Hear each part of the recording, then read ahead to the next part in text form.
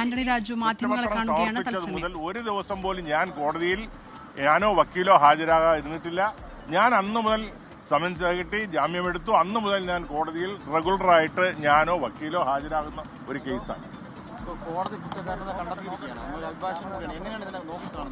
നിയമത്തിന്റെ വഴിക്ക് പോയി. ഞാനൊരു ഇന്ത്യൻ പൗരനാണ്, ജനാധിപത്യത്തിൽ വിശ്വസിക്കുന്ന ആളാണ്, നിയമത്തിൽ വിശ്വസിക്കുന്ന ആളാണ്. അപ്പൊ അതുകൊണ്ട് നിയമപരമായി നേരിടുകയല്ലാതെ എനിക്ക് വേറെ മാർഗമില്ലല്ലോ. വേറെന്താ മാർഗം? നിയമപരമായി നേരിടുകയല്ലാതെ മാർഗമില്ല. നിരപരാധികൾ എത്ര പേര് ശിക്ഷിക്കപ്പെട്ട് ഇന്ന് ജയിലുകളിൽ കഴിയുന്നുണ്ട്. ഞാൻ 100% ഈ കേസിൽ നിരപരാധിയാണെന്നുള്ള കാര്യത്തിൽ എനിക്ക് നല്ല ഉത്തമബോധ്യമുണ്ട്. അതുകൊണ്ടാണ് ഹൈക്കോടതി വിജിലൻസ് അന്വേഷിച്ച റിപ്പോർട്ട് കൊടുത്തതിനകത്ത് 3 പ്രതികൾ, വേറെ 3 പ്രതികളുടെ പേര് ഹൈക്കോടതി വിജിലൻസ് അന്വേഷിച്ച റിപ്പോർട്ട് ഹൈക്കോടതിയിൽ ഫയൽ ചെയ്തിരുന്നതാണ്. അത് ഈ കോടതിയിൽ ഹാജരാക്കിയിട്ടുണ്ട്. അതുപോലെ AK ആന്റണിയുടെ ഭരണകാലത്താണ്, അല്ലാതെ LDFന്റെ ഭരണകാലത്തിൽ. AK ആന്റണിയുടെ ഭരണകാലത്ത് 2002 3 ഡിവൈഎസ്പിമാർ, 2 സർക്കിൾ ഇൻസ്പെക്ടർമാർ, 2 സബ് ഇൻസ്പെക്ടർമാർ അടങ്ങുന്ന സംഘം അന്വേഷിച്ച് ഞാൻ ഈ കേസിൽ പൂർണ്ണമായും നിരപരാധിയാണെന്ന് 2002 കോടതിയിൽ റിപ്പോർട്ട് സമർപ്പിച്ചിരുന്നതാണ്.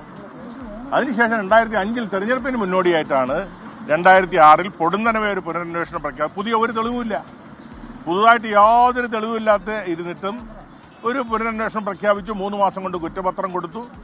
അതിന്റെ വിചാരണയിൽ ഞാൻ ഹാജരായി. ഇപ്പോ കോടതി എടുക്കുന്ന എന്ത് തീരുമാനവും ഞാൻ അംഗീകരിക്കും. കോടതിയിലൊക്കെ ബോധിപ്പിച്ചിട്ടുണ്ട്, കോടതിയെ ബോധ്യപ്പെടുത്തിയിട്ടുമുണ്ട്. അത് ഇപ്പൊ എന്ത് ചെയ്യാനൊക്കെ അതിൽ ഞാൻ പറയുന്നത്, നിരപരാധികളും ചില കാലഘട്ടങ്ങളിൽ ചില കേസുകളിൽ ശിക്ഷിക്കപ്പെടുന്ന ചരിത്രമുണ്ട്. അതിന്റെ ഏറ്റവും ഒടുവിലത്തെ ഉദാഹരണമാണ്. ഓക്കെ, ശരി. തൊണ്ടിമുതലിൽ തിരിമറി നടത്തിയ കേസിൽ ആന്റണി രാജു, മുൻ മന്ത്രിയും നിലവിൽ MLA-യുമായ ആന്റണി രാജു കുറ്റക്കാരനാണെന്ന് നെടുമങ്ങാട് കോടതി ഇന്ന് വിധിച്ചിരുന്നു. ഇതിൽ പ്രതികരിക്കുകയായിരുന്നു അദ്ദേഹം. താൻ തെറ്റൊന്നും ചെയ്തിട്ടില്ല എന്ന് അദ്ദേഹം ആവർത്തിക്കുന്നുണ്ട്. നിരപരാധിയാണ്, എന്നാൽ രാജ്യത്തിന്റെ നിയമവ്യവസ്ഥ പാലിച്ച് മുന്നോട്ട് പോകുമെന്നും അദ്ദേഹം പ്രതികരിക്കുകയായിരുന്നു. ലോകത്തെവിടെയായാലും ഏത് സമയത്തും 24 വാർത്തകളും ഓഗ്മെന്റഡ് റിയാലിറ്റി പാക്കേജുകളും എക്സ്പ്ലെയിനറുകളും വിശദമായി കാണാൻ ഞങ്ങളുടെ YouTube ചാനൽ നിങ്ങൾക്ക് സബ്സ്ക്രൈബ് ചെയ്യാം.